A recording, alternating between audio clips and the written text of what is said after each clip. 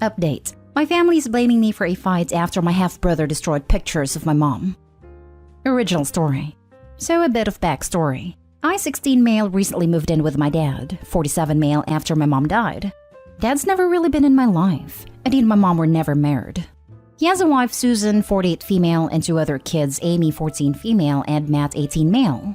So when I ended up moving in with my dad, it obviously caused a lot of issues with the rest of the family. Nobody wanted me there. It basically gave me the cold shoulder. Susan, Matt, and Amy tend to talk with each other in French because they know that I can't understand them, and my dad has tried to force an English-only rule in the house with little luck. For the first month, Matt just ignored me completely, even though he and I were forced to share a room since the house didn't have any space. I tried to be nice, but I just lost my mom and it hurts, and it's been so much change so quickly. 2 days ago, though, I found postcards and pictures and letters from my mom ripped into a bunch of pieces and scattered all across my bed. I kept them in a box under my bed, and Matt had been the only one in the house with me at the time, so I know he did it. I started yelling at him, and we ended up verbally fighting right as Susan and Amy got back home. I can't remember what Matt said anymore because I was so mad that I wasn't thinking straight, but I remember hitting him. We both exchanged a couple of punches and I accidentally elbowed Amy in the nose while she and Susan were trying to separate us, so she was bleeding too. When my dad got home, we were all still yelling and Susan was trying to throw me out of the house. I couldn't stop crying because I just had my only actual photos of my mom ruined, and I don't know if we can fix them. My dad tried to settle everyone down, but didn't end up punishing Matt because there's no actual proof that he did it. I got in trouble for throwing the first punch, and Susan is still trying to convince my dad to send me somewhere else. Both Amy and Matt kept telling me that I ruined their family by coming here, but I didn't really have a choice. I know I shouldn't have hit Matt, but I was so mad and didn't think. I know it shouldn't have escalated anything, but am I really the one at fault here? I don't know how I'm supposed to live with Matt anymore. Now for the top advice before reading the update. These parents need to hold somebody accountable because obviously your pictures didn't just rip themselves up. You're right that you shouldn't have hit your half-brother, but assuming that your mom passed away rather recently, you're in grief. So it's not unreasonable that you'd be upset by this. I'm sorry this happened to you. That's a truly awful thing to discover. It's been about 2.5 months and it was really sudden. My mom and I were really close, and I think I've seen my dad twice before I had to go live with him, and not for almost a decade. I know I still have recent pictures on my phone, but it's not the same. Yeah, I can only imagine how hard everything is right now. Your whole life has been basically flipped upside down. Is there anyone on your mom's side you could talk to? Maybe even live with for a few years until you're old enough to get your own place? I think that would be worth exploring, to get yourself out of this environment that doesn't seem to be getting off on the right foot. It's just my grandparents on my mom's side, and they basically disown her because my dad was married to his wife when my mom got pregnant. They're very religious and I haven't had any contact with them since I was born. They didn't even come to her funeral. You should probably talk to your dad about how you feel. This is not a good home environment at all. I've tried, and I think he's just trying to be the good guy on both sides. He knows everyone else doesn't want me there, but it's been hard on them too, so he's trying to be mindful of that, I guess. But I feel like it's at my expense. And now for the first update. So I've posted about this in here before, but things have gotten worse, and I feel like I don't know how to navigate it. It's been about 6 months since I had to move in with my dad and his family after my mom died, and I still feel like his wife and my half-siblings despise me just for being there. The issue of my mom's pictures getting destroyed turned what was already an awful situation into something that is just hurting me. I ended up sleeping on the couch for almost 2 months because I couldn't stand the sight of my half-brother Matt after what he did to my stuff, and started carrying a backpack around the house with anything personal that I had brought from my mom's apartment wherever I went so nothing else could be damaged. Matt ended up apologizing to me, but it seemed more of a show for my dad than an actual apology to me. My dad's wife Susan and my half-sister Amy still barely acknowledge me, and still almost exclusively use French in the house, which I'm only now starting to pick up words in conversation for. I've always felt like a stranger in this house, and while I understand why they don't want me around, I don't know what I can do to try and make things work. The worst of it came 3 weeks ago when I lost my keys to the house and got stuck out in the rain after I came home. I tried calling my dad, but he didn't pick up, and I rang the doorbell as many times as I could because I saw Susan's car outside the house, so I knew she was home. There wasn't much close by us, so I couldn't walk anywhere to wait. By the time my dad got home an hour and a half later, I was soaked and cold. And when we got inside, Susan just said that she was on a call and couldn't hear the doorbell ringing. I couldn't even talk to her and just went upstairs and cried in the bathroom before going to bed. My dad apologized later for not seeing my message sooner, but that's not really the issue here. I feel sick living here and can barely eat or sleep half the time. My grades are tanking and I don't feel like I can talk to anyone. I miss my mom, and everyone is pretending like she never existed. And I have to basically do the same thing so nobody at home gets mad at me. The main issue is, a week ago my dad's best friend and his husband, who I've met a couple times and stayed with the first couple nights, after I reconnected with my dad while he was trying to figure out how to bring me home, heard about me being locked out of the house and asked if I wanted to come stay with them for a while. I want to say yes so bad, because anywhere has to be better than where I'm staying now. But I know it's going to cause issues with my dad because he ruined his entire relationship with his family to be able to bring me home so I wouldn't have to go into foster care, and it's going to seem incredibly ungrateful. I know my dad's trying. He really is. But I don't know what am I going to do if I have to keep living in this house until I turn 18. How do I broach the subject with him? Is trying to move out even worth it at this point, or should I just toughen up and deal with it for the next year and a half? You're living in a hostile environment. With time that will really affect your health negatively. You've been offered a safe space to live. Don't walk, but run in that direction. Your dad is the adult. Let him deal all of the negative consequences. Put yourself first. I'm really sorry about the loss of your mother. Honestly, I feel like it probably already is. I'm so tired all of the time but can't sleep and somehow still can't get out of bed in the morning. I feel like I haven't even got any chance to breathe or process the fact that my mom's gone because there's been so much change so quick, which is also kind of why I don't want to have to move houses again. I am so sorry. Your father's wife and your half-siblings have a lot of misplaced anger. Do they treat your father the same way they've been treating you? Although in relation to the advice you're seeking, that's neither here nor there. I would definitely take your dad's friends up on the offer, even if it's just for a short while. You need to get out of that toxic situation. You also need to have a frank talk with your dad. Is he backing you up in these situations, or does he stand by and let them treat you like that?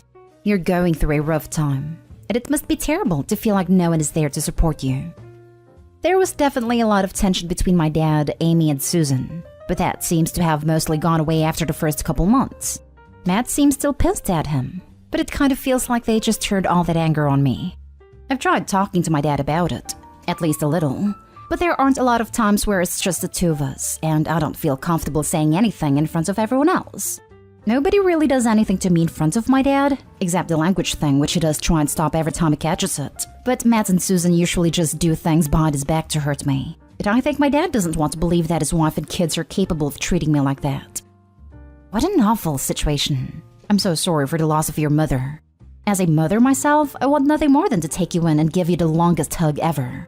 If I were your mom, I'd tell you to go where you're safest. Your dad's household is not safe, and is actively damaging your mental and physical health. I get that your father is doing his best, and it's kind of an impossible position he's in trying to placate everyone. But here's the thing. As your parents, his priority should be your health and safety, even if it means you living under a different roof. Now, I don't know this other couple, but the fact that they were willing to house a strange teenager with a troubled family history puts them in a very positive light in my eyes. They didn't have to do that. Most people wouldn't, but they did. You have the option of going back, where you'd be safe. Please prioritize yourself. That being said, I don't know the best way of going about it. One commenter mentioned going for a weekend, then a bit more frequently to ease the transition. I like this idea, but I worry about your stepmother retaliating somehow. It sounds like anything she can do to make you suffer, she will. Maybe she'll impose your dad to forbid you from going over there because she'd rather you be miserable. On the other hand, she may be overjoyed to finally be rid of you. I suggest you make a plan. One option is to try to ease the transition route, but be prepared to 100% move out the first sign of things going awry. Another option is to straight up move out. Talk to your dad first. If he can't make time for one-on-one time with his kid, then screw it. Leave. You'll have your answer. That's nice he kept you out of the foster system, but don't mistake him doing the bare minimum as something you need to repay. You don't owe him a damn thing. Take care of you first. Sending you lots of mom love. Reach out anytime. I mean it. Honestly, when I read this comment, I had to go sit outside and cry for a little bit, because just the thought of getting a hug from my mom was enough to set me off. I really needed that. Thank you. My dad's best friend and his husband are really nice, from the times we've interacted, and are honestly the only ones who put all the blame on my dad for actually having the affair, and then keeping me a secret until it had to come out. They know none of this is my fault, and I think they're just trying to figure out a way to help me, and I don't really feel like I deserve it considering how little they know me. I'll try and figure out how to get my dad alone this weekend because I don't know how much more of this I can take. And now for the final update. It's been about a week since I talked to my dad, and I've had a couple people message me about an update, so I figured I'd give one.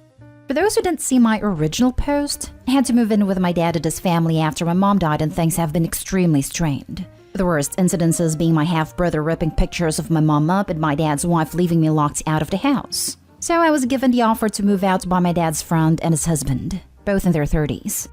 I followed a couple people's suggestion and texted my dad's friend that I wanted to leave, and they ended up suggesting we all go out to lunch. I think they could both tell how nervous I was around my dad, and my dad's friend John ended up being the one to bring up the idea of me moving out.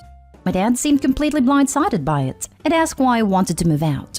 John and his husband Ben reminded him about everything that's been going on at home, and I just kind of sat there.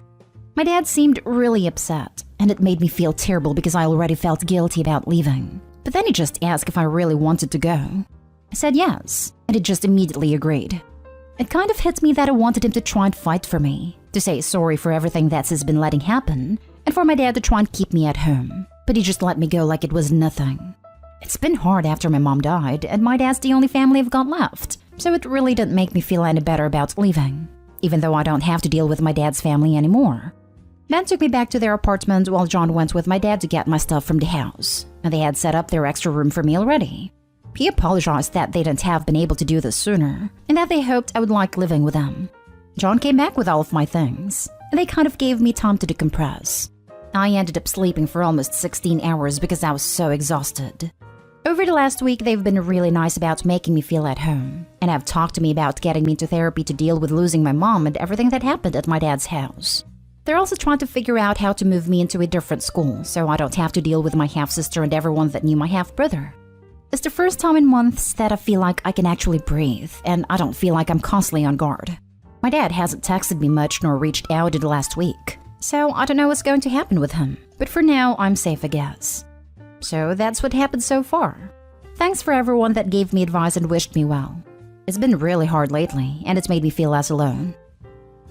Wow, man. Before reading this update, I went back and read the other posts, and all I can say is, I'm really glad your dad's friends offered you a place to stay.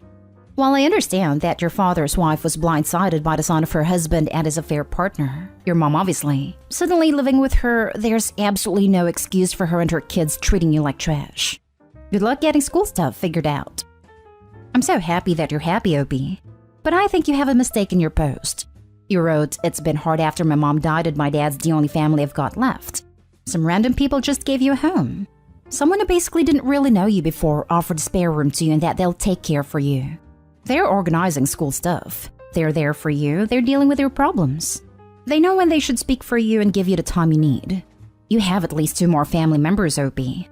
You just got adopted. Maybe not legally, but people just adopted you in their lives. You're not alone. They're going to do wonders for Opie's mental health. A solid, caring support system is what Opie has now.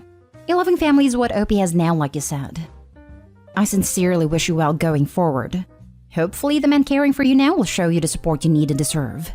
They're already demonstrating more character and presence than your father did. His failures are his to own, and don't reflect on you. As for your half-siblings and your father's wife, their abhorrent behavior is another example of your father's failures. Rather stepping up to stop their mistreatment and be an adult, he chose to hide like a coward. He's a poor example of a parent, and in the future you'll likely look back at this moment as a blessing because it got you away from him. Same here. This is rude, but it sounds like you're already in a much better place, Opie. The only thing I would add that I didn't see mentioned is it would be good to talk about legal guardianship/adoption to give John and Ben more ability to help you with things like college and any medical things. It would be better to have the people you're living with know what's happening to have that ability. The other option is emancipation.